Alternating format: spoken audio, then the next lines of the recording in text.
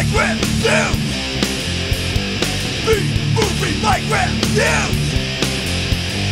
B-Movie Mike Reviews. B-Movie Mike Reviews.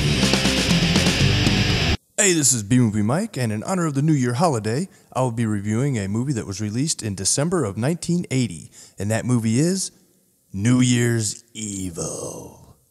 New Year's Evil was released by the Cannon Film Group and produced by legendary producers Golan and Globus.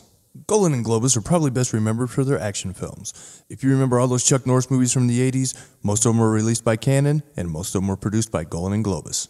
Now, Golan and Globus did occasionally stray outside of the action genre. They did produce a teen sex comedy called The Last American Virgin, and they tried their hand at horror with this film, New Year's Evil. New Year's Evil was directed by Emmet Alston, who also directed Demon Warp and 9 Deaths of the Ninja. New Year's Evil stars Roz Kelly, probably best known as Fonzie's girlfriend, Pinky Tuscadero, on the TV show Happy Days. Kip Niven, a veteran character actor who's also appeared in the films Earthquake, Airport 75, and Magnum Force. And Grant Kramer, who would go on to star in the hit films Hard Bodies and Killer Clowns from Outer Space.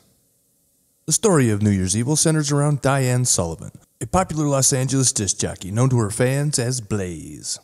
As the film opens, Blaze is busily getting ready to host a New Year's Eve TV special that will feature live rock bands where she'll have people call in and vote on the best new wave song of the year.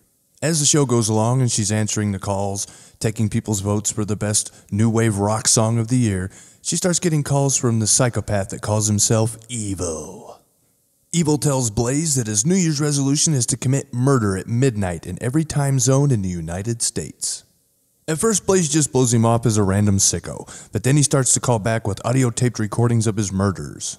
Then it becomes a race against time as the police try to track him down before he gets to what they believe to be his ultimate victim, Blaze herself. Now, New Year's Evil is a slasher film. We get a kill within the first 4 minutes, but really it plays out more like a 70s crime drama. Now, it does have some blood and some nudity, but it's very restrained and it's very tame compared to the other slasher films that came out around that time. The killer's primary weapon is a switchblade.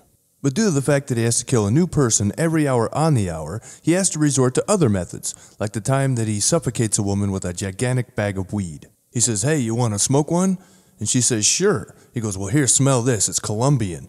And he pulls up the bag, and as she sticks her head down to smell it, he pulls it over her head and strangles her with it with the weed still inside the bag. Now, I can't by any stretch of the imagination call this a great film. There are literally no characters in this movie to identify with and or care about. The protagonist, Blaze, is a self-centered bitch that doesn't care about anything but her career. And her son, Derek, is just a whiny little douche that does nothing but cry about how much he doesn't get his mom's attention and about how much she cares more about her career than she does about him.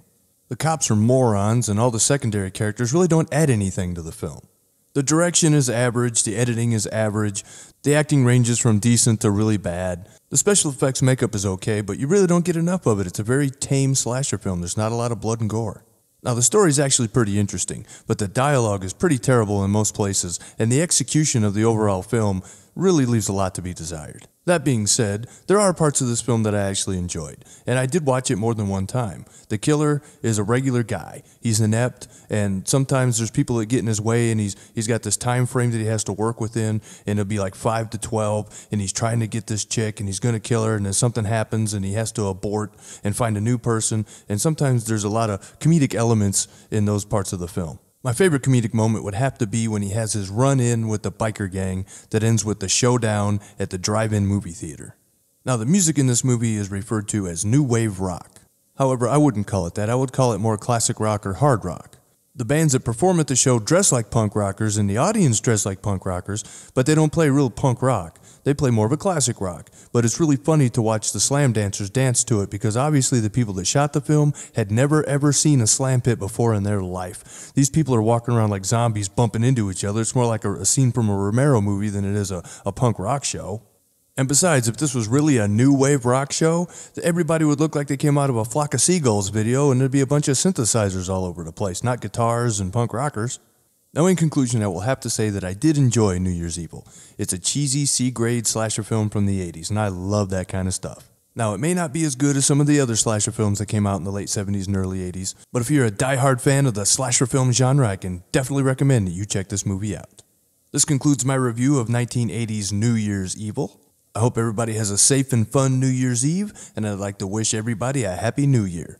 Please check out all the awesome YouTube channels located down there in my More Channels of Movie Madness box, and I'll be back next week with another review. Thanks for watching.